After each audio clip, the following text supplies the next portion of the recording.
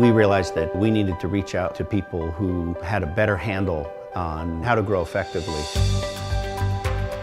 Focused on what we need to do as a business and help us move to that next level. Needed that guidance to figure out how to best grow on top of that foundation we'd built. How to be a small business in this time that we're living in. The guidance has been amazing.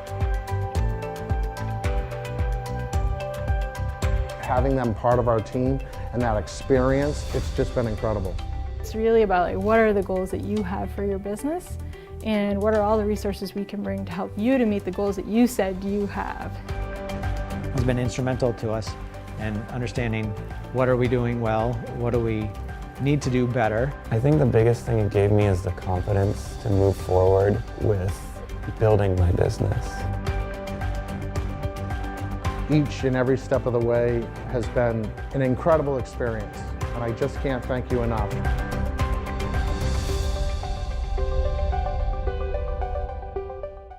Hello everybody, and welcome to the 2020 Cultivator Showcase, where tonight we'll be featuring 8 growing Maine food, beverage, and agricultural companies. My name is Sue Hansen, and I am the manager of the Cultivator program at the Maine Center for Entrepreneurs. The Cultivator program is designed specifically for established food companies in Maine that are looking to take their business to the next level. I've had the privilege of working with these 8 companies over the last 12 to 18 months in helping their business grow, and it has been both all fun, exciting, challenging, and inspiring all at the same time. The last 7 months has been really hard for all of us, and the food industry has been hit specifically hard, most notably in the food service sector.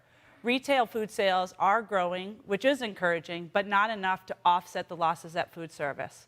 In 2020, from January to September, in the US, we spent $47 billion less on food than we did in 2019, that same time period.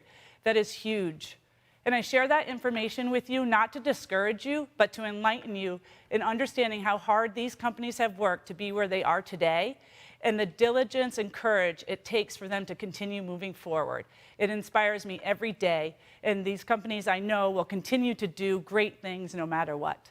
So thank you all for being here today for these companies, because it also takes a community to help businesses in Maine grow.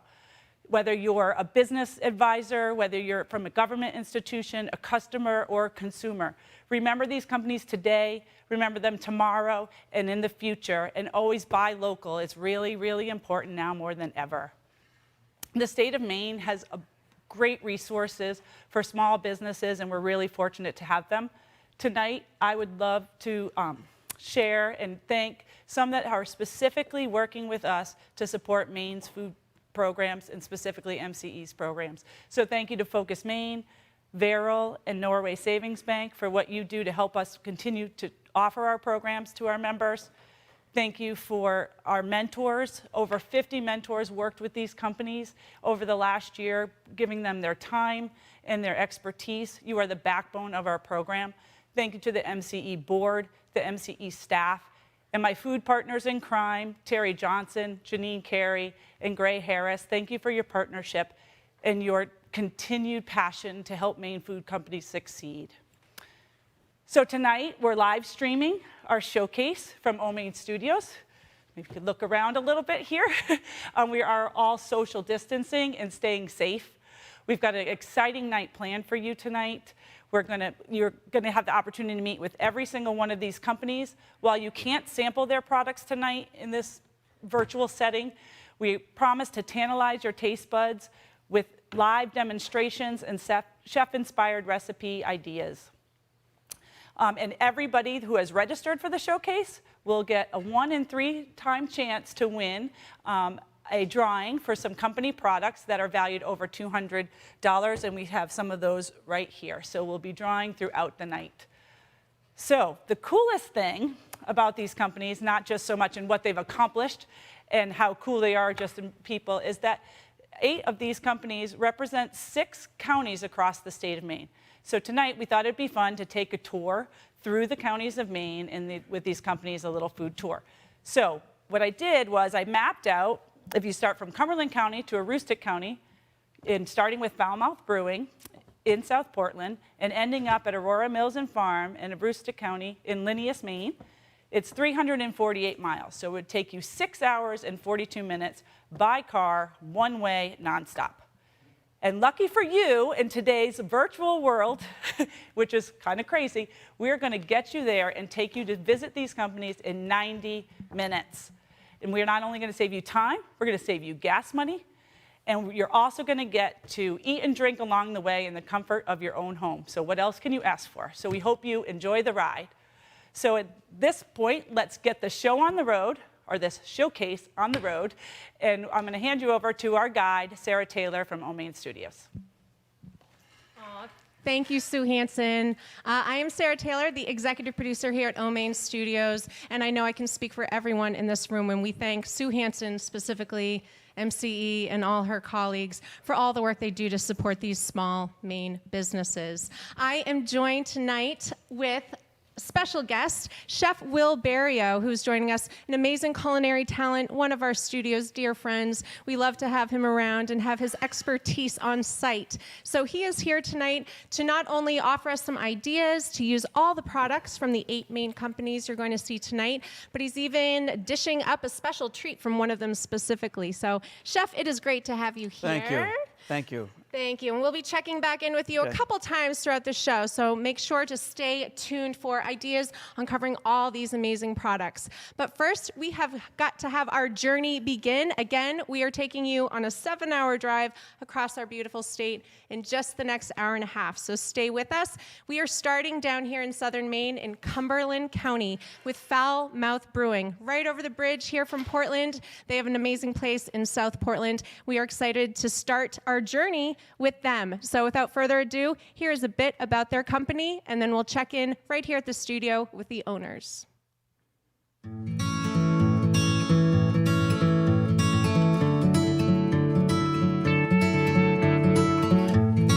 There wasn't really a neighborhood hangout, and we thought that we would like to be that. We would like to be the neighborhood place. We're located in the Knightville neighborhood of South Portland, and it is a very tight-knit community. When you walk into the doors of Foul Mouth Brewing, you'll see a warm, cozy atmosphere. We just saw the need for something more modern. We try to use as much as possible a lot of the local ingredients that are available to us. One of the wonderful things about being a brew pub is being able to be all in one building. Our brewery is right next to the restaurant, and so it becomes a much more sustainable business where everything is fresh, everything is local, everything is right there. We don't maintain any sort of a flagship beer. That was really intentional because of what we've seen with the beer consumers. The sustainability of keeping it all nearby is really helpful and really a worthy cause to be pursuing. But for me, it's about knowing the people that are creating the products that you're using. We want to ideally expand, have more outdoor space, and we want to provide more opportunities for people to come.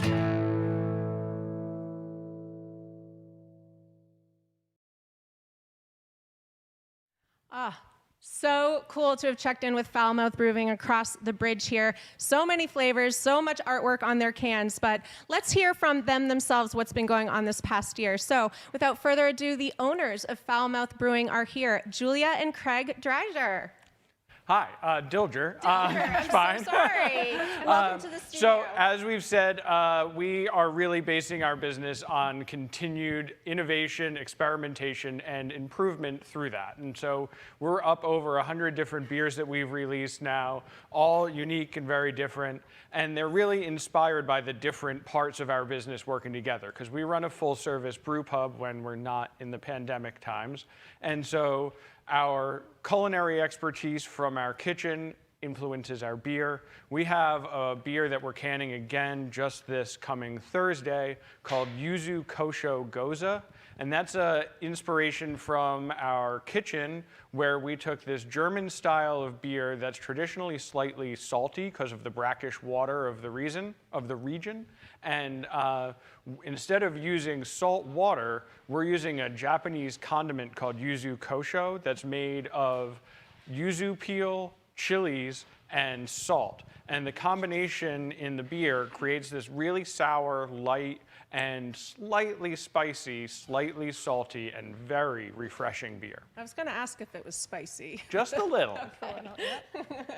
Another way we like to innovate and experiment is in our beer cocktail program. Since our beers are always changing, our beer cocktails are always changing. But one that we have that we often have in different forms is called the bitter end.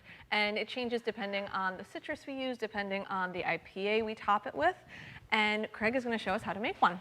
Yeah, so we're going to do this one today with grapefruit juice and Aperol as a nice bitter aperitivo, but there's lots of other options that you could work off of. Campari is one that a lot of people keep around their houses, perhaps, but we're running with Aperol. I'm making a double for both of us, so it would be 1.5 ounces of grapefruit juice and 1.5 ounces of Aperol, but I'm going to be working in threes here. It's been that kind of day, huh? Yeah, here's our grapefruit juice. Oh, I should actually pack some ice in these glasses first. Making messes.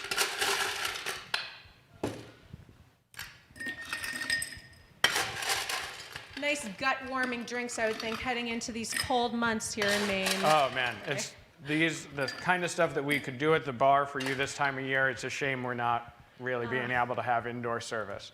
So I've got our grapefruit juice in there. I've got some ice in the glasses, some ice in the cup. And then I'm going to give just a little bit of simple syrup here. We use this rosemary simple syrup that we make in-house, but plain old simple syrup will do just fine. Am I right that a simple syrup is pretty easy to make, though? Yeah, it's equal parts water and sugar just dissolved until boiling, and that's fine. If you wanted to make a rosemary one, you could just, once your water's boiled, turn the heat off, throw a couple of sprigs of rosemary in there, and let it steep for 15 minutes. Make your kitchen smell delicious, I'm sure. Mm-hmm. It's nothing like fresh herbs to add a little twist to anything.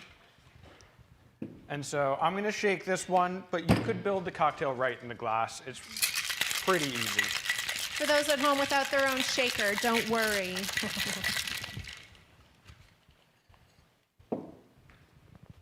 Now I'm going to strain this off of that ice into a fresh glass. Ooh.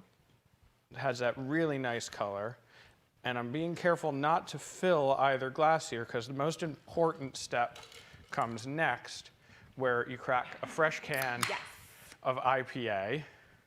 And I'm using our intensive porpoises. This is a slightly more New England-y style IPA. And I think that the hazy IPAs do work pretty nicely here. Look as how that beautiful. Color and the foam. Don't forget your sprig of rosemary. Yeah. So you can really feel like you're out at a bar again.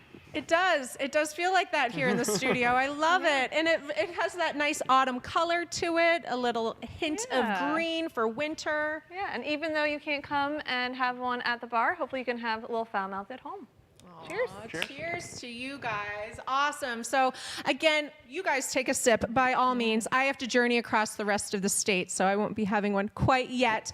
But I've always been curious. I had the privilege of working on your profile video, so learned a little bit about this, but over 100 flavors now. Each can has its own unique design. Tell me, are you using local artists? Are these you coming up with each idea?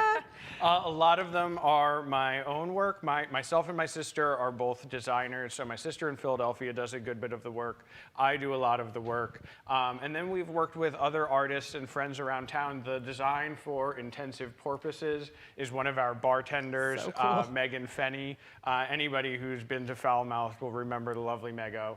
And she drew our great porpoises, and you know, we have a lot of fun coming up with the different names and the different ideas, and building with an artistic community that we have right here in Portland. Right, supporting local artists. I love that. It looks like you often maybe choose flavors that come up with trending topics. I see a 14.4 internet label over here. The old school lager. I know that's been trending since TikTok became popular. Obviously, local inspirations there with the porpoises. So cute. So obviously, you're throwing some love back to your beautiful state of Maine here. Absolutely, absolutely. We have this autumn sweater is our wet hopped amber ale that we do once every year. This one is using hops grown right here in Gorham, Maine from the hop yard. So this is more of an Oktoberfest style amber ale, not the traditional wet hopped IPA that a lot of people do with the fresh hops that you can get seasonally. And we think that the like slightly citrusy hops that we get from Gorham are just fantastic in this like pretzel-y amber ale that we put out every year. Incredible. Their hops are not traveling far, folks, to make this beer. Incredible. Now, Julia, do you have a favorite here on the table? Ooh, my favorite year-round, though especially in the winter, is Night Villain, our black ale. Ooh. It is the flavors of a stout, but not the heaviness. So even in the summer, when you just want something a little chocolatey, a little roasty, it totally fits the bill. But in the winter, it's warm and cozy. I love that. I love a good dark ale myself. So I will be trying a lot of these out. And thank you so much to Julia and Craig for joining us from Foul Mouth Brewing. Again, they're part of the MCE Cultivator program. It's been a joy to spend some time with you folks, and good luck in the coming winter months and the year ahead. Thank you so much. You too. Amazing. So folks, we are journeying on and this 7-hour journey that's only taking us an hour and a half tonight. And our next stop is not too far from Foul Mouth Brewing. We're heading over to Industrial Way in Cumberland County to New England Distilling. We'll be checking in with their owner in just a moment here at the studio. But first, a bit more about that company. Our whole focus is really on trying to produce spirits in a way that we think they would have tasted 150, 200 years ago. I remember even as far back as late high school, my father and I talking about revisiting the family legacy. We're producing everything from scratch, from raw materials, fermenting it in-house, distilling it in-house, bottling and labeling, all on site. That really kind of sets us apart. They're familiar styles in that we make gin, rum, rye, and bourbon. I love the aspect of making it. We start with grain and yeast and water and produce essentially a beer and then just coax out the flavors that we want of that beer. I wound up in Maine really to produce beer and fell in love with the community. Mainers are very supportive of the work that other Mainers are doing. We love having people come by to the distillery. 6 days a week, we're open for tours. We want them to know how much we put into it and how much we really care about the products that we're making, how much fun we have doing it. Hopefully they taste that.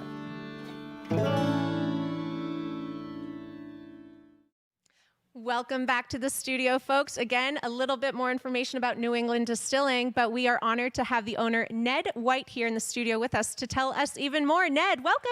Thank you very much. It's great to be here. Tell us a bit about what goes on over at New England Distilling. Yes, so I thought I'd cover a little bit about the spirits that we make, and then we'll wrap up with a cocktail. I'm up for that. All right, so we started the company in 2011, and when we started, we were the first craft spirits producer in Portland and one of the early distilleries in Maine. And from day one, our focus was really to produce spirits in a way that allowed us to pull out flavors that you would have found in these spirits 150 or so years ago. And we do that by writing traditional recipes and using very traditional processes, part of which are a pair of just absolutely beautiful copper pot stills that sit over direct fire gas burners and really give us a unique flavor profile in the market. Just like how they did in the old days. You know it. So the first product we released was our Ingenium Gin, and this is what you'd call a Holland-style gin, also known as Genever. The big difference between this and the London dry gins that we're most familiar with is that the Holland gins retain some of the malty sweetness of the grain that we use to ferment for the alcohol. So it's a nice sipper. It balances the alcohol a little bit. So for this, we start off with a barley mash. We'll distill it 3 times. On the third pass through the still, we'll introduce our botanicals. So those, we went a little bit Eastern leaning. We've got some kaffir lime leaf, some lemongrass, rose flower, and mace. So it's a very, very different flavor profile in the gin category. Fantastic sipper, just neat, or certainly in any cocktails. I'm a gin drinker myself, so nice to know I can just have that over ice. That's right, get on board. It's one of my favorite drinks, something in a glass with ice. So next up, we have our 8 Bells rum. This one we were thinking more of a traditional New England rum. So we start off with molasses, we ferment that out, and then we're gonna distill that 2 times. And for this, we put it in used bourbon barrels for about 4 years to mature. Wow. During that time, it picks up all this beautiful color, huge percentage of the flavor profile, and a really nice whiskey character, which makes it also a great sipper on its own. Great in whiskey cocktails, so Manhattans, Old Fashions, Sazeracs, but then kills it in classic rum. So daiquiri, Mai Tai, Your Dark and vacay Stormy. drinks. You know it, yeah. Something blended with straws and umbrellas and The more accessories, the better on a tropical drink. Then we get to our whiskeys. Now, first off, we've got our Tidewalker. Now, this is a straight bourbon, which means that the base is at least half corn. Okay, so for this, we've got corn, we've got wheat, which kind of mellows the finish out on the whiskey. And then we wanted this to taste like the pre-Prohibition bourbons that you would have found 100 or so years ago. And those had a little bit more roasty character to them, so we used some roasted malts, typically brewer's grains. They give us roasted grain character. They also give us a nice caramel flavor, dark sugar, almost maple syrup in the mid-palate. Fantastic on its own. And are you paying a little homage to the state of Maine with that name, Tidewalker? We are a little bit. So Tidewalker refers to those trees and logs that made it downriver all the way and sort of didn't get swept up in the mill. So they're sort of stuck in that intertidal zone and become hazards to navigation. So, yeah. Tidewalker, understood. I just learned something new. There you go. And then last up, we've got our Gunpowder Rye. And this one is meant to be really a very traditional East Coast rye whiskey, which is where rye whiskey was born in the U.S. We're most familiar with Midwestern ryes, and those tend to be peppery and spicy. This is going to be more herbal, more floral. You get more baking spice, so cinnamon, clove, juniper, things along those lines. And it's with this one that we're going to make our cocktail tonight, which is a Manhattan, which is a classic rye whiskey cocktail. Amazing. This was a staple of my mom and my grandmother's happy hour, which seemed to get earlier and earlier in the day as the years passed. As they should. They all started off as breakfast drinks, so, you know. Oh. Right, no judging. Such history lessons today. That's right. So we're going to start off with 2 ounces of rye. Then we need some vermouth, and for that, I'm going to use the Drink Me 93. This is by Lincoln and Maine over in South Portland. It's got rhubarb in it. It's beautiful. I've really been enjoying this recently. So we're going to take an ounce of this. We're using all local flavors here, You know folks. it. That's what it's about. Absolutely. There's so many delicious local products and flavors that why wouldn't you? There's and that then, color I think of yes, Manhattan. that's a lot of that's coming Without from that. maraschino cherries. Right. And then last, we need some bitters, and for that one, we're going to use one of the products from Vina's Fizz House, which is right here in Portland. They make a lot of beautiful bitters. This happens to be one of my favorites. It's garam masala. That's like an Indian spice blend, warming spices. It's fantastic with the brown spirits. So we put that in, give a little stir, stir, stir, stir, I stir. assume everyone at home has a fancy long That's right. spoon such The as longer, this. the cooler. I'll have to get out my ice cream spoon to make mine. That's right. So then we'll strain this into a glass and garnish it up.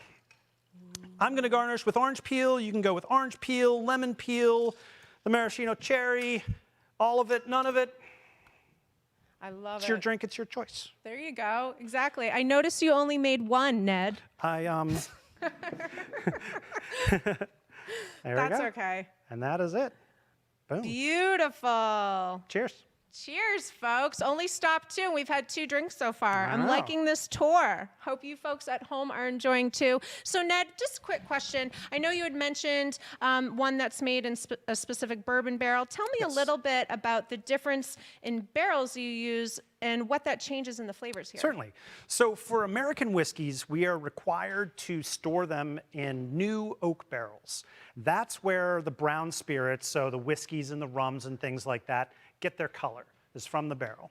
Huge percentage of the flavor profile as well, so you get spicy notes, cinnamon, things along those lines. Vanilla is the major flavor component that you're going to pull out of the oak. So we let them sit in there, lets the flavors mellow out, extracts that vanilla character, a little sweetness to balance things out, and of course provides the color. So it's new oak for these guys, and then used Jim Beam barrels for the rum.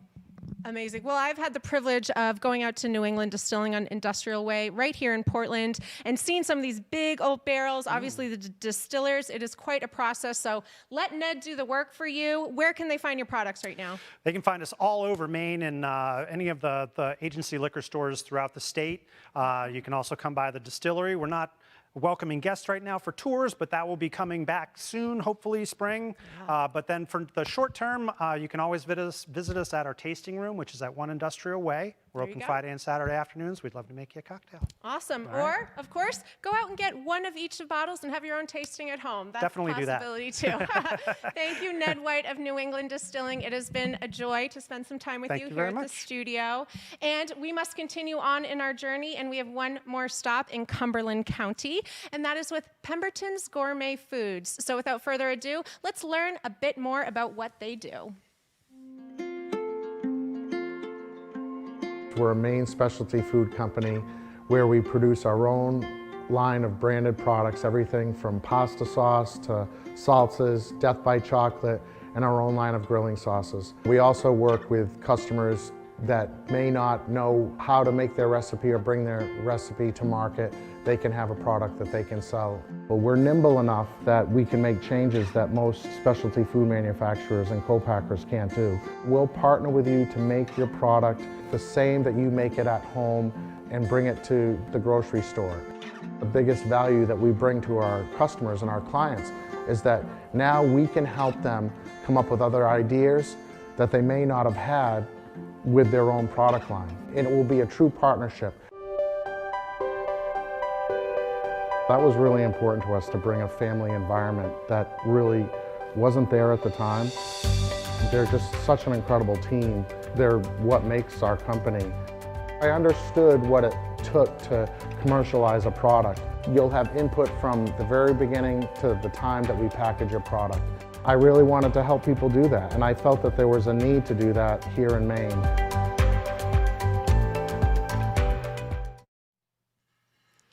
Welcome back to the studio, folks. I am joined with Sam Mangino of Pemberton's Gourmet Foods, but he is also joined by our resident chef tonight, Chef Will Barrio, and I am curious what you're cooking up with some Pemberton's Gourmet Foods over here, Chef. Well, Sam has his company developed this beautiful holiday jam, and he said to me, well, how would you like to give a shot at making a beautiful Monte Cristo? So we have a beautiful Monte Cristo with fresh roasted turkey and a little twist to it, and yours sample is cooking as we speak. Lucky me, Sam. I'm glad you had me do the tasting part of this. So we will let Chef Will Barrio get to work, but obviously want to check in with you, Sam. And you've been a part of the MCE Cultivator program now for about a year. Tell me how it's changed, how you deal with clients and new potential clients. So we really learned a lot about that at the beginning, start of the MCE process. And really what it helped us do is evaluate who our clientele was and what we needed to, or how we needed to put a process together, an evaluation, and ask the right questions. So that was the biggest part of our mentorship, was they helped us find out what our efficiencies were and helped us evaluate how we were evaluating our current clientele and potential new clients. So it was really unique because when we purchased the company back in 2018, we were doing, and we still do, a large business with very small clients as well as very large clients. So now that with MCE, that's allowed us to help us to focus on, the right customers that work within our facility and our co-packing facility. Narrow your focus a bit. I love that. Well, thank you, MCE, of course, for all you do. Now, tell me, it was described a bit in the video, but I would like to hear more about the recipe to market process you use. Well, it's really a genius way of helping the customer get to market. So it was put together by my general manager, Chris Shorey, and he started the recipe to market back a few years ago, even before we purchased the company. And we've expanded upon recipe to market because it really the customer has a lot of challenges bringing their food product to market. So we really want to help them focus and have a detailed plan to get to their first production. So what that allows us to do is, in the initial start, it allows us to really focus on the customer, put a plan. We start with a discussion, set up a meeting, and COVID has really been tough and challenging. But what we've really done is we've done a lot of Zoom video, we've allowed virtual tours to our facility, and now we've opened it up a little bit, but under strict guidelines for certain customers that need to come in and see the facility. And then really what we do is we try to do a mutual NDA so that the customer feels safe about their recipes. Because a lot of these recipes that they come to us with, they're long family. They're giving up their family secrets here, sure. Right, and that's big. That's a big deal to them. So we take that and we expand on that. We do a mutual NDA, and then what we do is we go ahead and we talk about their ingredients, the ingredients that they're sourcing, the packaging, the step-by-step process that it takes to get from making the product, sourcing the ingredients, to actually making it and crafting it and putting it in a jar. Right. And that's a process in itself. It's starting to smell really good in here. I'm getting distracted. But Sam, it's clear that there's benefits to signing on with you because you're really customizing the process, if you will, for each of your customers, depending. Again, these folks are giving up maybe their grandma's meatball recipe, and they want to make sure it's in good hands. So they are entrusting you with a lot, it sounds like. It is, but that's good that they are, because what it allows the customer to do is focus and grow on their sales. Right. So if we can keep the quality level to what they like and the craftsmanship that they're looking for in their final product, then what it allows us to do, it allows us to let them grow their sales and build upon their product line. Sure, incredible. Well, as it is smelling good, Chef, if that one of those is ready, by all means, we are eager to take a taste over here. But Sam, just a couple more follow-up questions. So you co-pack acidified food. So tell me one of the products or the processes you use that make that the best at Pemberton's. Yeah, so one of the products that we do is actually we're launching our jams and jellies. So we make a lot of jams and jellies in our facility, and we like the holiday jam we're featuring, right? Exactly, and one that you're going to try in hopefully just a second. But so we launching 5 new jams and jellies. Specifically, the chef has come up with an amazing recipe for the holiday jam. But we're launching these. We make great barbecue sauces, lots of pasta sauces. It's been an essential item during COVID, so that's been huge. And then we do a lot of grilling sauces. Incredible. So as far as the learning and the challenges of not only the leader of Pemberton's Gourmet Foods, but really kind of a pioneer as far as the type of business as a cultivator program, what's been one of your greatest challenges this year? Well, I go ahead and try a bite of this delicious dish. Yes. Thank you, Chef. Chef Wilberio, everyone.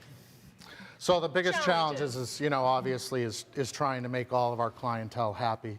I'm a person that, always wants to make every client happy, and, we have to work within certain guidelines. Do you like that? Isn't that good? Right? Now I know what to suggest for Thanksgiving. Raspberries, strawberries, cranberries. It's absolutely delicious. I'm breaking all the rules. I'm taking 2 bites. Good. I would kind of hope you take 3. I'm going to finish it for sure on the journey. But, we try to make every customer happy and help them grow their business. But that's the biggest challenge. And obviously, food safety is our #1 priority, food safety. Yeah, and you've got a lot of people, again, entrusting you with their secret recipes. I'm sure they hold them close to their heart until they come to you. So, what an honor that they instill that trust with you guys, with Pemberton's. Yeah, we're going to help them grow their business. Awesome, awesome. Well, you're definitely going to help them grow in their recipe booklets as well, because that is an amazing use of that holiday jam. Thank you, Chef Wilberio, for the creativity. Welcome. Thank you, Sam Mangino, for your time. Pemberton's Gourmet Foods, folks, check them out. But we have to continue on our tour around the state. So the next stop is Lincoln County and 30-acre farms. Let's go see what happens up on those farms. Stay tuned. We grow certified organic vegetables that we turn into sauerkraut and kimchi and hot sauces. Originally it was a small family farm that was just very diversified, all in an effort to build a business that could support our desire to be farmers. It became very apparent that sauerkraut was the more lucrative part of our business. We could focus our efforts if we could grow that market. Today on the farm, we grow on about 15 acres in any given year. We grow everything from cauliflower, lots of cabbage, red cabbage, Napa cabbage, daikon radish, carrots, onions, sweet peppers, hot peppers, and we use those products to make a variety of lacto-fermented vegetable products. We also take the vegetables we grow and transform them into these products that are incredibly health-giving and tasty and nutritious.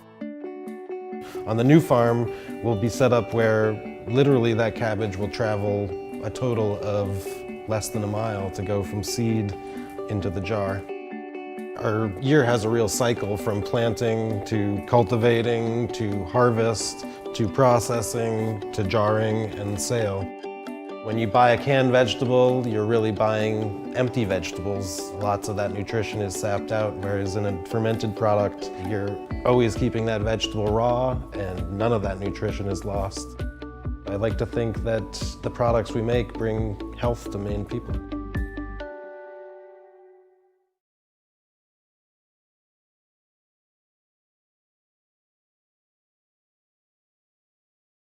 Simon Frost on the line up there in Lincoln County. So I would love to check in with Simon Frost, the owner of 30 Acre Farms. Simon, are you there? Hey there, how are you? We're good here at the studio. We miss you tonight, but please tell us a bit more about what's been going on with 30 Acre Farms. All right, well, my wife and I, Jane, started 30 Acre Farm in 2005 as a small diversified farming operation, more of a homesteading operation. Kimchi and sauerkraut were always a part of what we did, but it was by no means all we did to derive our income. Today we employ 5 people and grow on 15 acres of ground to produce 10 varieties of sauerkraut and kimchi that we sell across the state and New England. We make also 5 varieties of hot sauce, fermented hot sauce. Everything we make is fermented. All our products are made with vegetables that we grow to ensure that we minimize the distance from that our products travel. We think that the freshness and the quality of the ingredients are paramount to what we make. We always say that the freshest ingredients make the best ferments. All our products are raw, so no nutritional value is lost through the processing. In fact, fermentation increases the nutritional value of the products through the bacteria that preserves it and extends its shelf life. It's also said to have great health benefits ranging from increased or stimulated immunity and antiviral properties and anti-inflammatory properties. While ferments have always been a constant in what we do at the farm, everything else has really changed. It has been a long 4-year transition since we left our farm in Whitefield. Since then, I've gotten a new business partner, Daniel Price, a longtime friend and farmer. And with him and the help of Maine Farmland Trust, we've purchased a new farm overlooking the Madonic and Muscongas Bay in Bremen and built a new farm hub that contains a commercial kitchen that is built to suit our operation and to minimize handling and movement through every stage of our process, from seed to jar. So in the end, like I said in our video, the ingredients in the jar will travel less than a mile from the time it is seeded, transplanted, harvested, processed, and fermented, and hand-packed into glass jars and shipped out for sale. With our newfound efficiencies, we really hope to focus on marketing and getting our nutritious food out to Mainers and New Englanders and beyond. So that's what's going on. Awesome. Well, first of all, Simon, congratulations on your new location there and the fact that you're able to expand a bit. And obviously, it sounds like as far as the business at the farm, you've got the efficiency buttoned up and you're looking to just expand distribution in your business in that way. Tell folks at home who may not understand, in a farming and agricultural realm such as yours, what is it that keeps you sustaining your employees and staff through the winter months here in Maine? You know, there's a real seasonality to what we do, so we need help all through the season. We certainly have busy times of year, and we can take it a little bit easier in the winter, and we tend to employ more people in the summer, but we've always got jars to pack. You know, what we make is very labor intensive, so we've always got things going on. Great. So speaking of what you pack, I am curious, some folks may just be a little new to the fermented products world. What is a favorite dish of yours that you like to create with one of your products? You know, almost every day I end up making a grilled cheese with one of my products for lunch. Very quick, easy thing to run in and make and get back on the tractor. I'm sure that's the name of your game, something quick and easy to get back on the tractor. Well, you said it like a true Maine farmer, folks. And tell me, Simon, just remind folks at home again where they can find products of yours during this time. We've got a couple of our products in Hannaford's around the state, Whole Foods in Portland and in the Boston area, at our farm store in Bremen on Route 32. Come on by. Come on by, maybe call ahead, make sure it's not too packed on a COVID cold day where everyone might be trying to get inside. But we've got strict rules and it's a self-service situation, so he is all set it won't there be that then crowded. 30 Acre Farm in Bremen. Check it out or go find some of their other products at those other locations. Simon Frost, thank you so much for joining us from Lincoln County and 30 Acre Farm. Thank you. Thanks for joining. Awesome. So we are halfway through our journey, folks. Again, what would take you 7 hours on a normal day, we're getting through in an hour and a half, and we are halfway through that. And so without further ado, I need to bring Chef Will Berrio back to join me and give you some culinary insider tips on just some fun things to make with those 4 products that we just featured. Chef? Well, I'll start with the last product that has been spoken about. And I will tell you, I've had the good fortune to spend time in South Korea at the National Kimchi Cook-Off. And I was fortunate enough to have kimchi that was, the state regulates how long it can be fermented, and it's no less than 3 weeks. And I had some kimchi that was up to 5 and 8 years old. And I've also you survived. And I survived. He's back. And kimchi is the ancestral food of the Koreans. So I thought that was quite a great experience. I've also spent 10 summers in Austria and know that they have fermented products there too, and they seem to be just making an appearance in the Western world. But the fermented products are so healthy, and the very fact that all the products that you're going to see tonight are all produced right here. So minimizing the carbon footprint of stuff coming from Mexico, South America, Ugaduba, or wherever, we get it right here locally, and it's all made by good Maine folks. Yeah. So you have quality products right here. We have these beautiful jams, sauces, and everything's made right in Gray, Maine by Pemberton. The thing that you watched me cook tonight was with their holiday jam.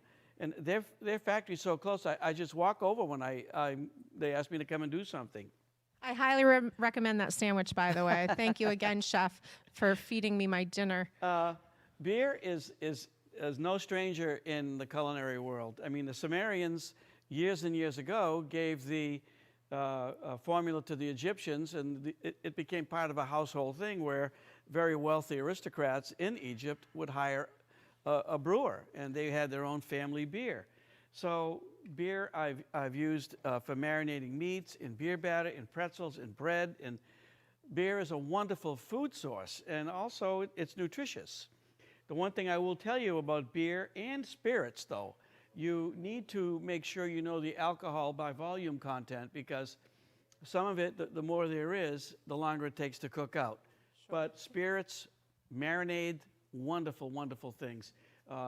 Addition to soups, fine sauces, brightened vegetables. So these products right here, folks, will do nothing but enhance whatever you're cooking.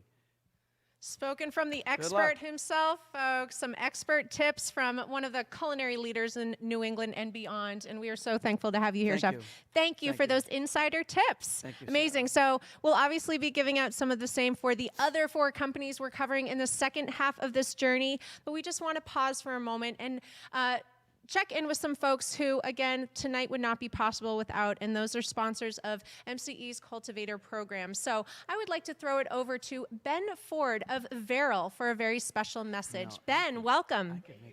Sarah, it's so fantastic to be here. If you don't mind. So yes, my name is Ben Ford. I'm with a company called Veril Law. We're a law firm. We have offices all over New England, but our roots here are in Maine.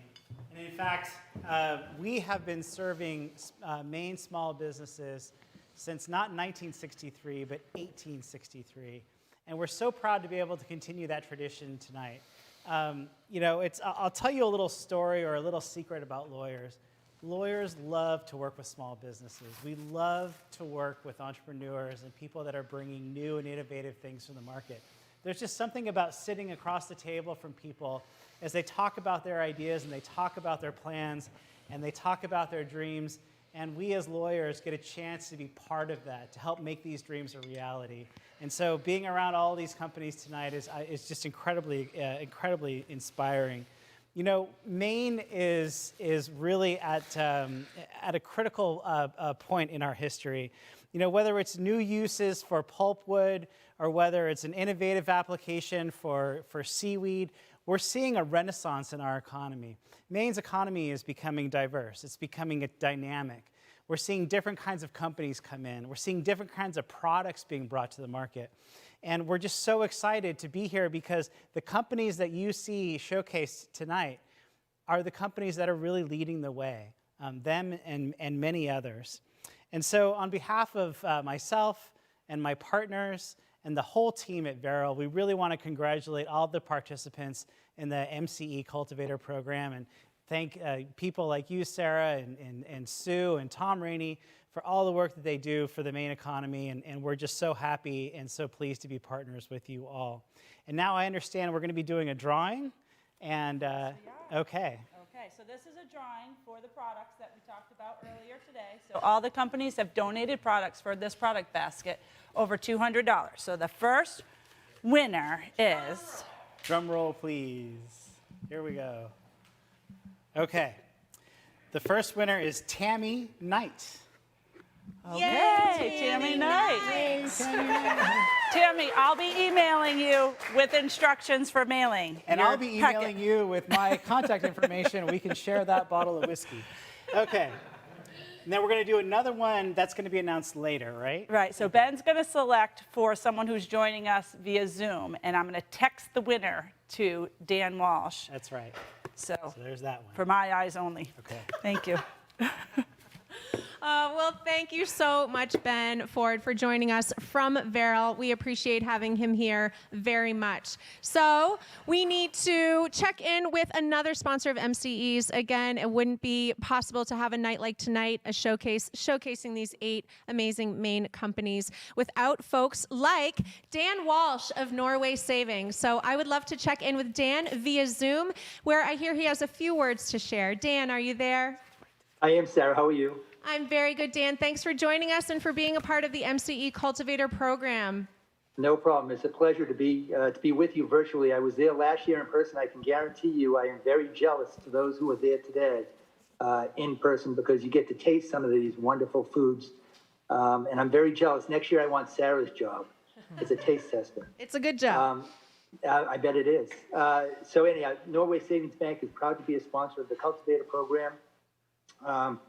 We're thrilled to play a small part in the everything that MCE does for these great businesses. These 8 local businesses have gone through quite a process to get here today. They were selected. They've put a lot of work, a lot of effort. The 50 mentors that they've worked with over the past months have really done a great job. Every one of these businesses should be very pleased and proud to be where they are today. They've done just a fantastic job. And also, hats off to the MCE and the staff, Sue, my good neighbor, Tom Rainey. Little shout out to Tom. And to everyone involved here, the other sponsors, just a wonderful, wonderful event. And the fact that you've been able to pull this off in the midst of a pandemic says a lot about the tenacity of the entrepreneur and the entrepreneurial spirit that is prevalent across Maine. Norway Savings Bank, as you might know, is very heavily involved with the business community. We'll do business loans, personal loans, any of your banking needs, primarily Southern Maine, Mid-Coast, the LA market, Western Maine as well. We talked earlier about banking, about buying local. We'd like you to bank local as well. So again, I won't detour you on this trip of 48 miles here. I know you want to get back to the program, and I'm looking forward to watching the rest of it myself. So with that, we do have a winner Drum of roll, the next please, gift sir. basket. All right. There we go. Ready? Madison Hummer, you are the winner of the gift basket. Announce that one more time, Dan. Madison Hummer is the winner of the gift basket. Hummer. Amazing. Congratulations. $200 worth of product from the 8 amazing companies we are highlighting tonight. Dan, thank you so much. And I hear congratulations are in order. Dan just became the president of Norway Savings Bank. Congratulations, sir. Thanks so much. Have a great evening, everyone. Thanks for the support. We appreciate it, Dan. Awesome. So folks, as I mentioned, we are continuing on our journey up the coast, 7 hours and an hour and a half. We're making magic here tonight. So the next stop is in Knox County. We are going to the beautiful location of Avena Botanicals in Rockland. Deb Soul will be joining us. She's the owner of that company. But first, let's check in on and learn a bit more about Avena Botanicals.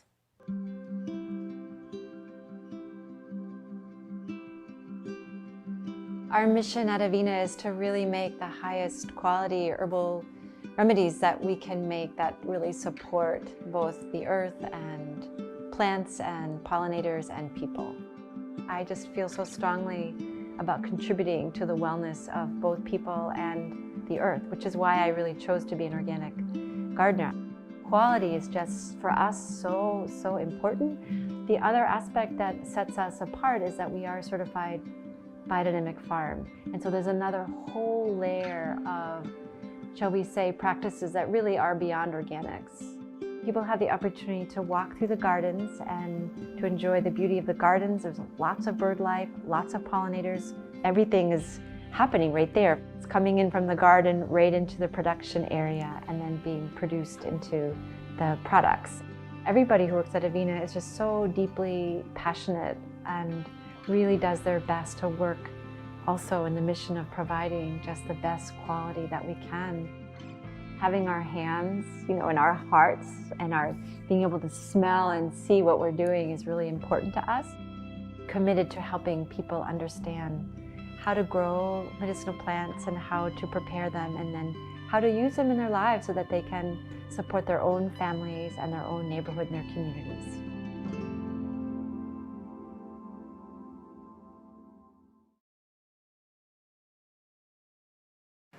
And welcome back quickly here to the studio. As you just saw that beautiful place, Avena Botanicals, we are able to chat with the owner, Deb Soul. She is up in Knox County to join us tonight. Deb, are you there? I am here. Hello. Hello, Deb. It's a pleasure to see you again. It's been a long time since we produced that beautiful video of yours. Tell us a bit about what's been going on with your business. Let's see. We've had a beautiful summer, even though we didn't have as much rain this summer. We are certified as an organic and a biodynamic farm, so tending soil is really, really important for me. And I think that's why we came through a drought season without as much difficulty as maybe others.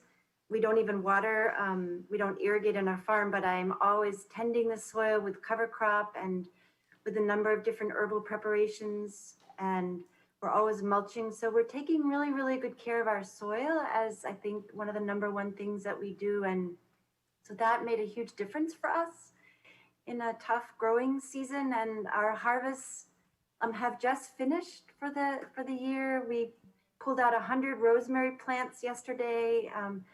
I bring in probably about 30 this year into a space where we winter them, and the rest of the rosemaries got cut, and everybody here, all the wonderful staff, have all taken home lots of rosemary. So yeah, we're kind of coming to the close of our gardening season. And also really, I think in a pandemic time, people have been really seeking lots of herbal support with the immune system. So many of the remedies that we make really help support good digestion, good immune system health, good respiratory health. So we've been busy. We've been in business for 35 years, and we are really committed to continuing to be in business even through a difficult pandemic, helping to educate people. I mean, I've done a lot of herb classes. I did a lot of virtual herb walks this summer in the garden that are on YouTube, and just trying to help inspire people, help people know how to use herbs through teas, how to use like our digestive bitter is one of our tinctures that we make, that I have people just take a few drops 5 or 10 minutes before they eat, because good digestion is the real key to overall health. Also, we make something called Turmeric Plus, which has ginger that's grown by another wonderful certified organic farm here, Village Side Farm. They're growing ginger, so we take their fresh ginger, we make it into a beautiful, with using organic glycerin, and we grind that right here on site, and make this great product called Turmeric Plus, which has got turmeric and fresh ginger and a little tiny bit of black pepper. One of the things that I'm also really grateful for is we've been on this particular farm for 25 years, and about 70% of the herbs that are in all of our products are grown right here. I start everything from seed in April. So we have a range of annuals and perennials, and we're cultivating about 2.5 acres of land here. And so everything is grown and gathered by hand and brought right inside on our farm. And we produce everything by hand here. And then we bottle, and then things go out the door. We do sell all over the US, and I also have a real affinity for having, I wanted to say to Dan, I grew up in South Paris, Maine, next to Norway, and Norway Savings Bank was the first bank that I had a little account at when I was a child. So I just want to say hi to him. And so I was really fortunate to grow up in a beautiful rural part of Maine with a grandmother who taught me an incredible deep respect for the natural world. And I started studying about the uses of medicinal plants over 40 years ago when I was a teenager. So I feel a lot of gratitude for the skill sets that have been taught to me as a young person that I've developed over all these years. And I feel I have so much faith and so much belief in the healing qualities of plants. I wanted to say, like, the little heal-all salve that I made this recipe 35 years ago, and I have not changed this recipe. And it's a fabulous topical for chapped lips and any kind of cuts and little skin rashes and things like that. And so I've had so much fun in my life listening to the plants, spending time with them, formulating different recipes. You saw in the video us gathering lots of rose petals. We gather over 20 pounds of rose petals, and that's a lot of rose petals, just from our own certified organic and biodynamic roses. We make this beautiful rose petal elixir. It's in with organic glycerin and a little bit of alcohol, and it's this, you can see it's a beautiful, beautiful pink color. And this is probably one of our biggest sellers, and I think more so as there's so much more stress and sadness. There's so much challenge in the world, and there has been, but there continues to be. And our rose petal elixir is something that people just use a few drops directly to bring ease to the heart, and to help reduce stress and grief, and to bring joy to the heart. And I feel a lot of gratitude too for being able to work directly with plants and to smell them, to touch them, to feel them, to taste them, to be able to pass on a lot of really good information so that people can besides all the beautiful food that's being talked about, that people can also integrate really good quality herbal medicine into their daily lives through the seasons. Like there's different herbs that we take in spring and in summer and in fall and in winter, and being able to keep ourselves well.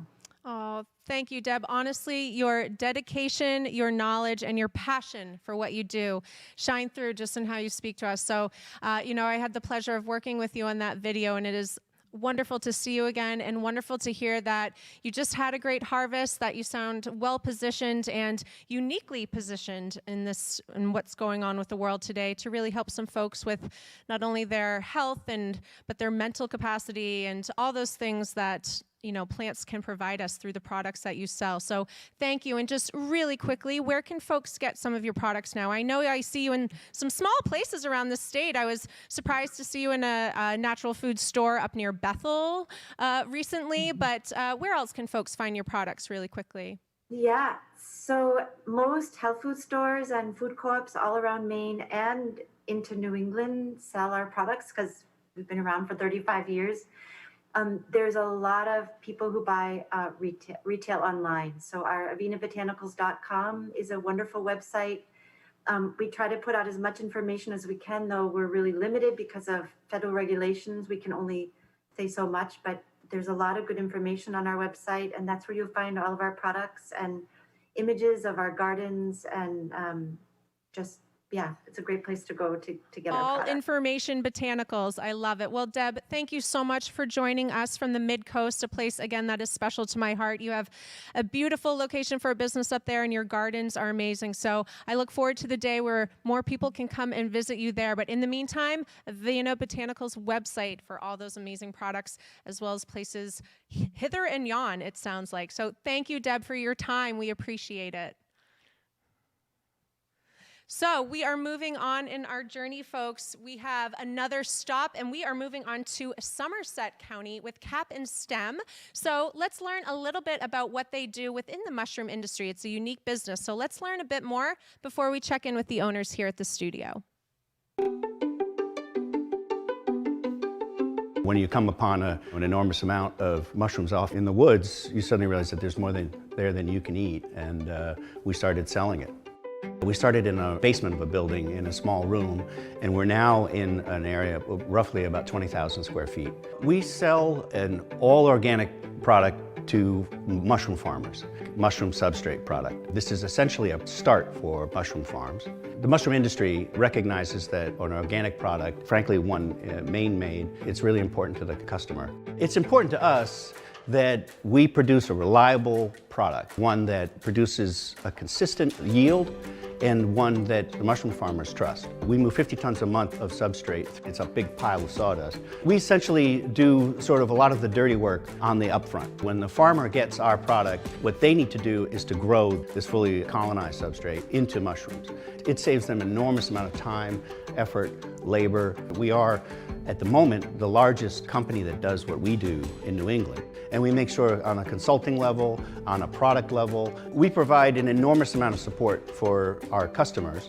The mushroom industry has been growing at 8%. We know that what's leaving our loading dock is heading off to all parts of the country, and it's taking with it a great deal of quality that is inherent in Maine products. That's kind of a big deal. Such a cool company, Maine Cap and Stem, but don't take my word for it. We have the owners, Christopher Campbell and Gretchen Marion, here to join us and tell us a bit more about their company. Welcome, folks. Welcome, thank you. Welcome, everybody. So we are Maine Cap and Stem Mushroom Company, and and we're located up in Gardner. And one of the first things that people ask when they come and visit us is, well, actually, where are all the mushrooms? And that starts a conversation about the different stages of mushroom production. What we do, our end product, we grow the mycelium, which happens in this bag. And in order to sort of explain it with an analogy, if I can use tomato production, for instance, if this is the tomato, which is the mushrooms, this is the tomato plant. And so what we do is we supply the tomato plant to farmers who then produce the final mushroom. And so when you're walking in the woods and you see a mushroom, one of the things that you can know is underneath in the ground or on a log or in a wood root system. This is what's actually happening, and this is the thing that's actually growing. So. And the other thing you can know is that what's happened is that this living organism has made a decision, and what it's found probably is that it's run out of something like a nutrient, and it needs to relocate. And what I like to say is it's put up its little escape pod, which is the mushroom. And falling out of the mushroom come the little spores, and those spores get carried on the wind. And this is how mushrooms propagate themselves. It allows them to cross roads, to cross rivers, and to move a great deal. They're smart little migratory creatures. Exactly, These exactly. mushrooms. So what we do is we try to recreate that environment. So this is sawdust. So it's something like it's a log that's fallen down. And in fact, the plastic we think of as sort of the bark. But what we do is we sterilize the stuff that goes in the bag, which is, we add supplemental nutrients and things like that, because we don't want, and we sterilize it because we don't want a lot of competition. But then we add our own spores to the bag, and I don't know if you can make out, but there are little tiny spots here that they've started to grow. And once we've added our spores, we seal the bag. The mushroom breathes like we do. It inhales oxygen and exhales carbon dioxide, so we have a little breathing patch here, which allows the exchange of air. And then a month, or depending on the strain, 2 months later, we end up with this. And this the industry calls a block. And Thank you, Vanna. This is what the industry calls a block. And where you can see, like, this is really sawdust. By this time, the block has become a solid, it's hardened up. Right, a fully colonized chunk. And when at the right time, the mycelium in here recognizes that it too has run out of nutrients, and it needs to put up the mushrooms. That's when we sell it, and the farmer to a farmer, and they cut open this block and they place it. They place it in a climate-controlled area. They provide all the next stage needs for the mushrooms, and up they come. Amazing. So I am curious. A lot of work goes into the amount of mushrooms we see here. Is this something that will regenerate, or you will get one crop of mushrooms from one bag? Well, you can get many what we call flushes from a block, but 3 is usually the optimal amount. The amount that you get from each flush diminishes each time. But if you add, you soak them, you harvest, you can soak them, and then more mushrooms will come up. Now these are reishi. You can see here. I was going to say they are unique-looking mushrooms for Yep. sure. It looks like coral. But we sell all sorts of types. We sell chestnuts, piapinis, oysters, lion's mane, and they all look roughly like this at this stage. But once they fruit, which is what we call it fruiting, they'll all come up differently and with different flavors and different attributes. They fruit their flesh. Is everyone catching on to that? Yes, I love it. So depending on the different mushroom varieties, do they have to be kept at different room temperatures depending on the type? Mushrooms, the ones that we grow, generally like to be kept at a uniform temperature. Okay. And it's usually 53 degrees when you're flushing, and about 60 in the mid 60s when you're colonizing the block. Well, that makes life simpler for you. Imagine if you had to have a different room for each type of mushroom. So it sounds like production-wise and as far as the mushroom growing and what you're doing here with the mycelium, you've got that buttoned up, you're efficient. So what are your goals moving into the future for Cap and Stem? Well, we provide a number of services for farms, and what we focus on a lot is farms. However, we are really interested in growing our online marketplace too. Okay. And so we also love to sell to families, to people who would like to harvest mushrooms on their kitchen counter. And these bags are perfect for that. You get the bag, you cut it open, and you've got your own mushrooms. Do you sell different size bags, or this is the standard size folks would receive if they ordered from This you? is our standard size. Okay. So, yep. 10-pound block. Make sure you have a big kitchen counter, or at least clear some room. I love that. And obviously a fun activity really with the family. Have the kids watch the mushrooms grow, right? Can sit on your countertop. It's a little science experiment. Wintertime thing, because they need to be kept warm and inside, right? Correct, yes. I love the idea of these mushrooms being alive and growing and needing breathing holes. Amazing. Well, Christopher and Gretchen, thank you so much for spending the time with us tonight. Thank you. Being part of MC's Cultivator program, and we wish you the best of luck moving into fall and winter in 2021, if y'all can believe it. Excellent. Thanks, guys. Thank you. Awesome. We are and I just want to correct myself. They're in Kennebec County, correct? Yes, correct. Yes. We are now moving up to Somerset County, continuing on in our 7-hour, made into a 1-hour journey across the state of Maine, visiting these 8 amazing companies. And our next stop is up in Skowhegan. That is in Somerset County, and we will be visiting Bigelow Brewing. So let's check out a bit about them. Breweries have become community gathering spots. You'll see anybody from infants to 90-year-olds there, and everybody in between, and they're happy, they're talking to each other. We've tried to base our beers on drinkable beers. Someone that is new to the craft beer industry could come in and have a beer and say, I can drink this beer, it's not too over the top. We also have a strong emphasis on local. Every beer we make has products from Maine, and 100% of our base malts and every beer we brew are malts that are grown and malted in the state of Maine. Sourcing everything that we could locally has been huge for us. We have a pizza oven at our brewery, and our pizza dough is made with our spent grain. We have a grist mill in town. We use their flour, and we have a bakery that makes the dough. And we use our local farmers for meats, cheeses, and toppings as much as we can. Currently, we're pretty much at capacity in our facility that we're in.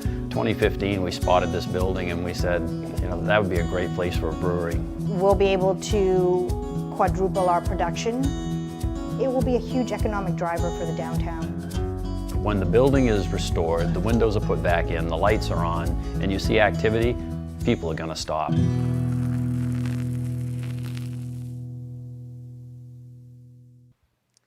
Well, it has been a pleasure to work with the folks from Bigelow Brewing over the years and produce that video. They are a cool company. We love the owners, Pam and Jeff Powers, who unfortunately can't make it tonight, but have sent along a message for me to read. So on behalf of Pam Powers, greetings from Bigelow Brewing.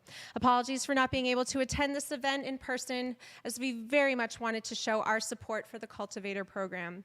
We are Pam and Jeff Powers and are the co-owners of Bigelow Brewing Company in Skowhegan, Maine. We opened our little destination brewery on the outskirts of our rural community in May of 2014. That first year, we brewed just under 64. The ensuing years saw a double to triple production rates, ending our 5th year at a little over 1,800 bubbles. In our 2nd year of business, as production continued to rise, we completed a major expansion, including landscaping, installations of a wood-fired pizza oven, a small kitchen, a 50-foot addition, and happily welcomed a 15-bubble brew house, replacing our 3-bubble system. We thought we would be set for some time, but quickly ran out of space and were racing to fill distribution orders from all over the state. We have always believed that the beer we brew should be about our community, and we strive to achieve this by using local ingredients that create a fantastic product and in turn support small farmers and preserve our agricultural heritage. Both Jeff and I lived in Skowhegan for decades and love how local customers and businesses support one another there.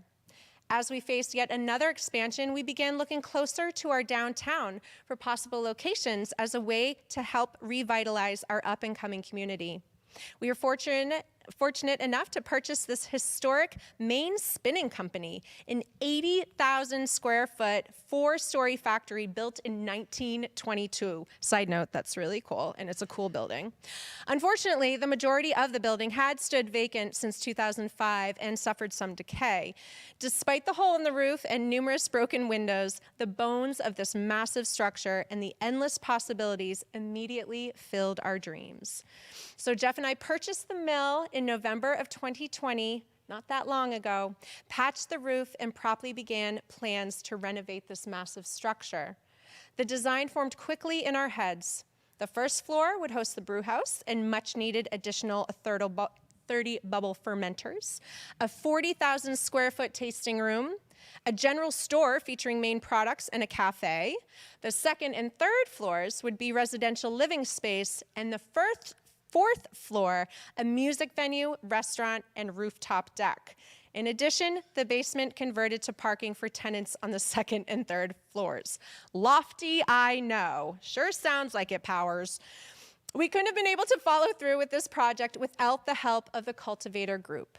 Huge thanks to Sue Hansen, Terry Johnson, Andrew Wood, Jenny Green, and Tove Rasmussen for all their guidance, reining me in when the ideas just kept coming and coming and coming.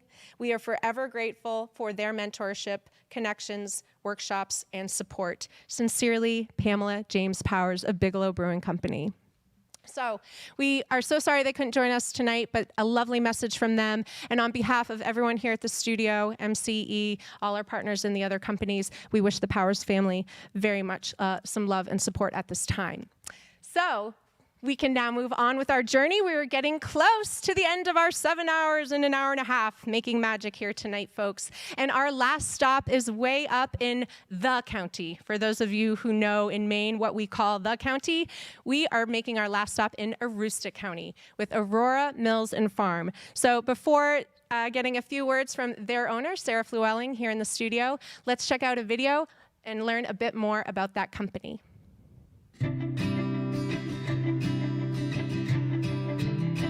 I'm a second-generation organic farmer, along with my husband, Marcus Flewelling, and, of course, my father, Matt Williams. I'm a farmer, a miller, and a baker.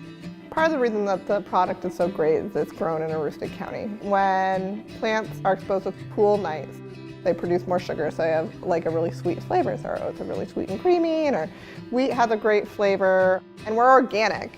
It's bioregenerative organic farming. And the biggest thing is doing more acreage and converting more acreage from conventional farming practices to organic. The Maine community is really wonderful and supportive. We have lots of customers who are Maine-based. The whole way that we farm organically and sustainably is all about building soils and making it better. And our hope is people will not just pay attention to grains, but everything else that comes with it, so we can build a more sustainable system. I always tell people that you can add 10% whole wheat into any recipe that you're doing without altering it.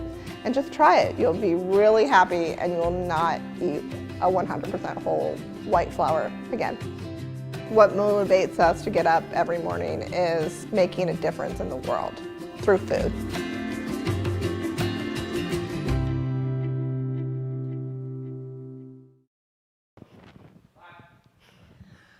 Welcome back to the studio. So you saw such a beautiful countryside up there and a beautiful farm at Aurora Mills and Farm. And we are joined by one of the co-owners, Sarah Flewelling. So I want to throw it over to her to describe a bit more about what's been going on up there. Hi, Sarah.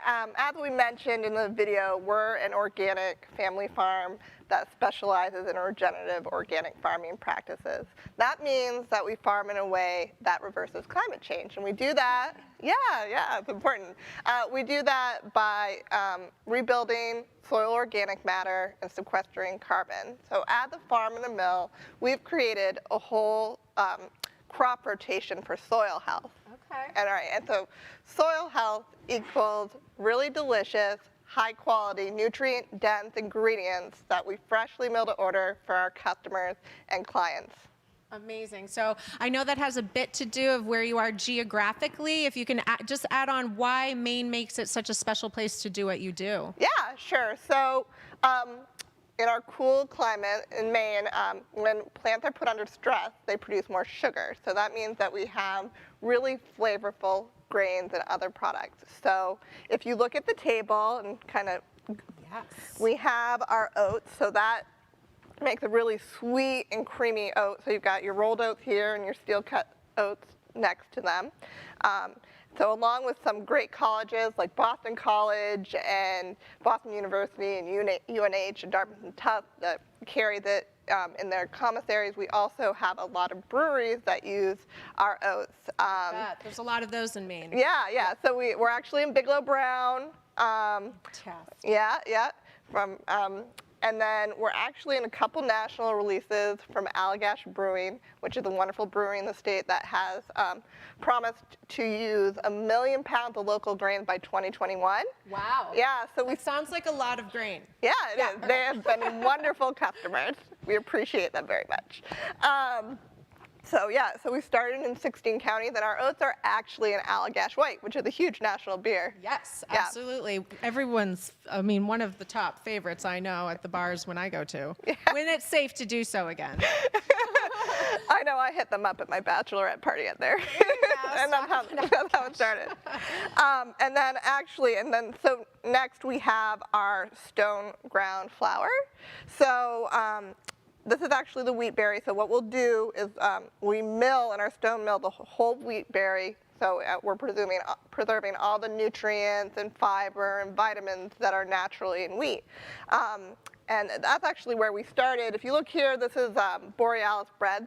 And back in the late 90s when my father founded our company, he did so with Jim Amaral of Borealis Bread, so Aurora Borealis. Which some people don't even realize you can see the Aurora Borealis in northern Maine. We're wicked far up north, yeah. Wicked far. Did you get that? Yeah, but Jim Amaral and my father, Matt Williams, are actually the grandfathers of local grains in the state. They're actually responsible for bringing it back. Amazing. Because that infrastructure had gone away. And I actually kind of want to move down to, it's important for people to eat the whole rotation. Sure. So I have a couple other crops that we grow in rotation with our grains that are really important. So here are field peas and soybeans. They're both legumes and they fix nitrogen, which is actually the most important nutrient. We're growing our own fertilizer through green manure that helps make our grains taste so delicious. Fully cyclical. I know. So the soybeans right here, we actually grow for Heiwa Tofu, a tofu company in Maine. Okay. And then Maine actually has a really wonderful climate for field peas. We had a history and tradition in that, which went away when the infrastructure for that went away. And with climate change, I think that there's a great opportunity for some food entrepreneur out there to do something with pea protein, or you can make hummus with field peas. So maybe this will be the next MC Cultivator company. I know, making hummus and pea protein. Yes. Well, someone needs to make Call Sarah. Someone make a crop rotation hummus. And then the last thing that we grow is Japanese buckwheat. Very cool. And then, so that's the actual buckwheat grow. And Tak from Yosaku made fresh soba noodles this morning for me for the display. He actually took us to Japan to learn how to grow buckwheat for high quality soba noodles. And he actually uses the buckwheat, grind it into flour, and sells it all the way from New York to Los Angeles for other restaurants to make fresh soba noodles.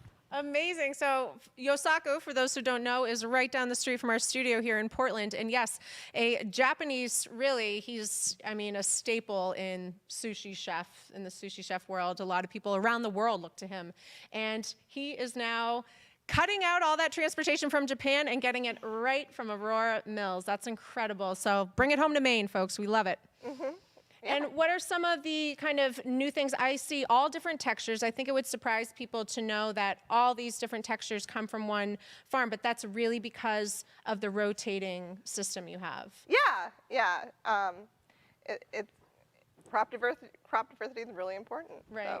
So, So your fields are being used for one crop or another at all times throughout the year. They're either regrowing, regenerating for the next years? Yeah, like one farm will be a grain, you know, that for a client that will grow like one mighty mill here over here who uses our whole wheat flour in their pretzels and bagels.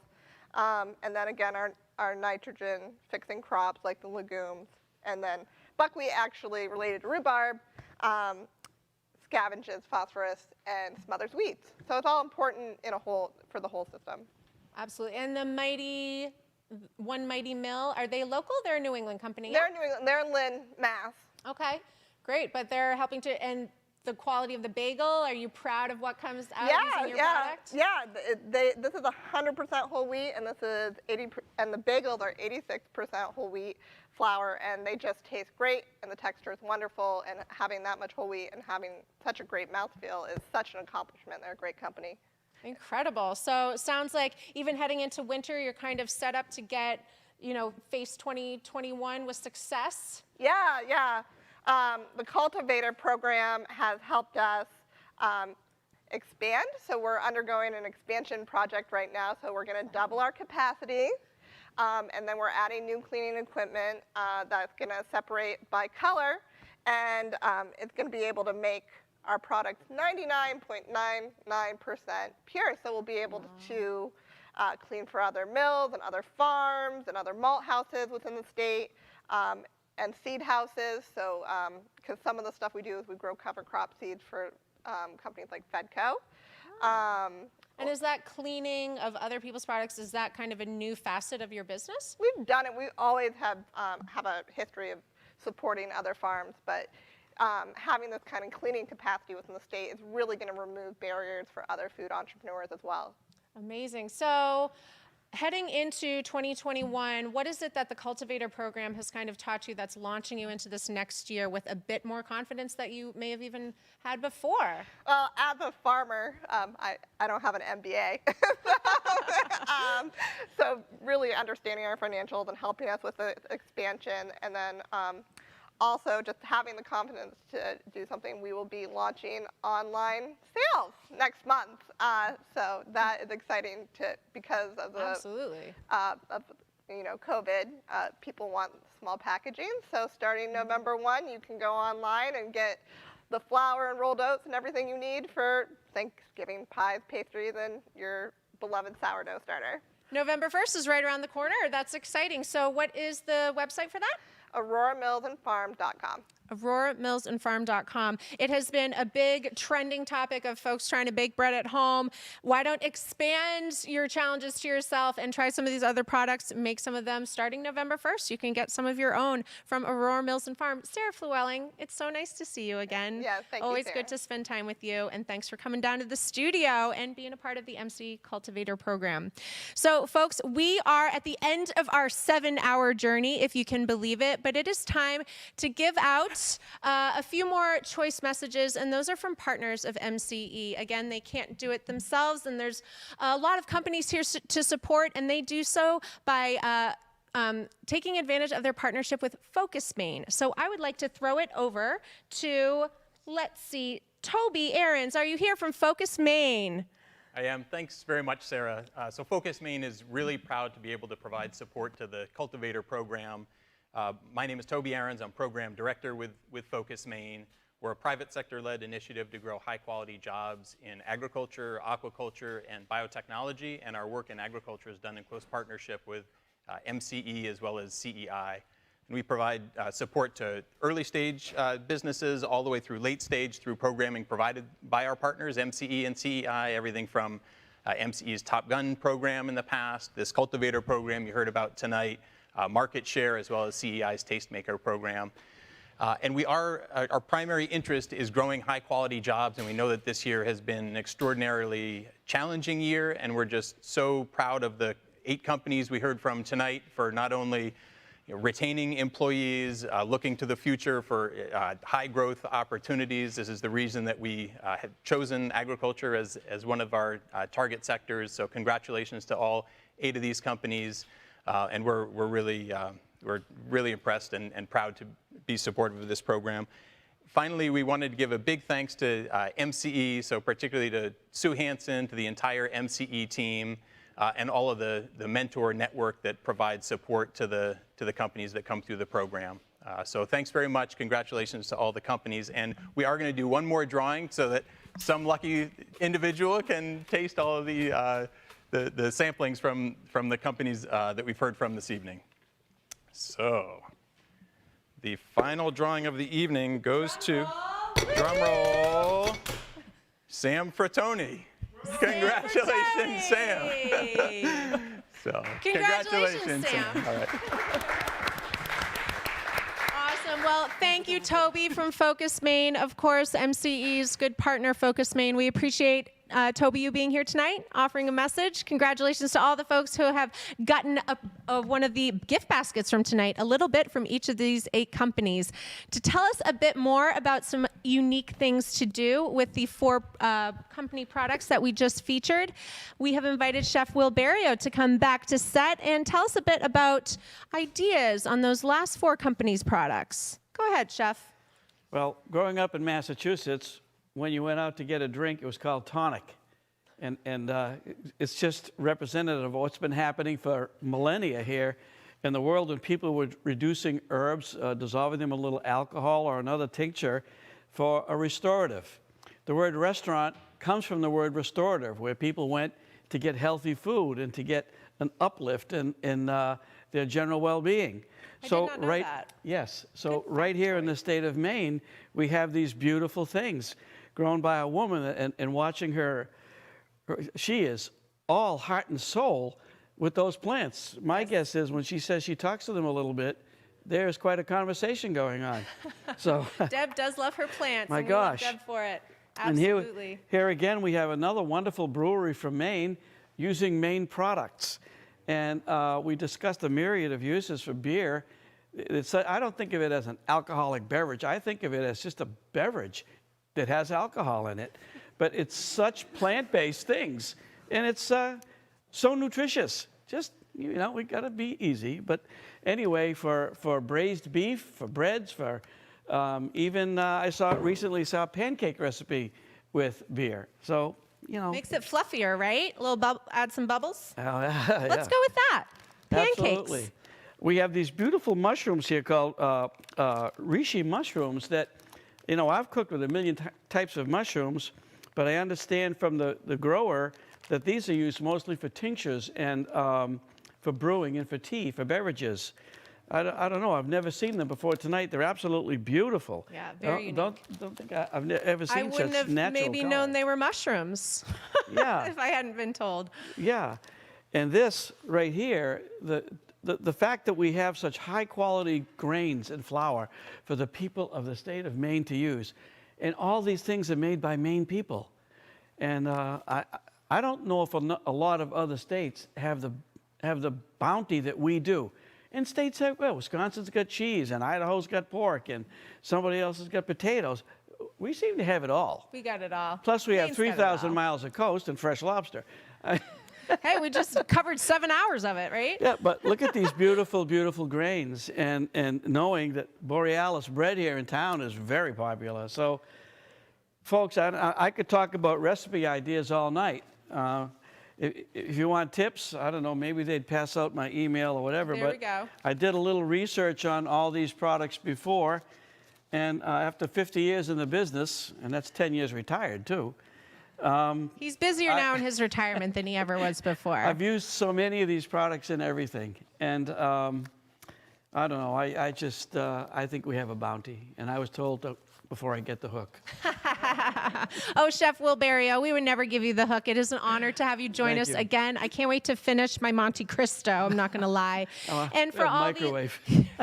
and for all these insider tips on some great ideas to utilize the products from these 8 amazing companies. So we have finished our 7-hour journey in a little over an hour and a half across Maine, visiting these 8 companies. It has been a pleasure and an honor for me. I'm a native Mainer myself, and I had the pleasure of working with each of these companies as we produce their videos that you saw tonight. So thank you to Sue Hansen for making me a part of it.